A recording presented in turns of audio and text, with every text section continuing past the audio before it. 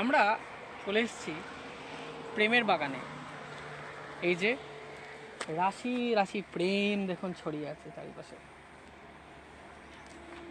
কি মনে হলো হঠাৎ আমি প্রেম কেন বলছি এগুলোকে? প্রেমই তো, সকালে যে ঘুম থেকে ওঠে তার প্রেম, যে আড্ডা দেয় রকে বসে তার প্রেম, যারা পাহাড়ে বেড়াতে যায় তাদের প্রেম, যারা প্রেম করে যারা সেই কফি হাউসের আড্ডায় বসে হোক বা কোনো ভালো রেস্টুরেন্টে হোক তাদেরও প্রেম।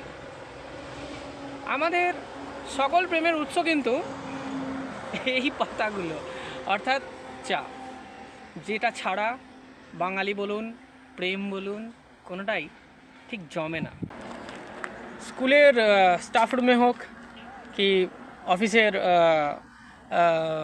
কমন রুমে বা মিটিং মিছিল যেখানেই হোক না কেন, সব কর্মব্যস্ততার এই একটাই প্রেম, এই চা।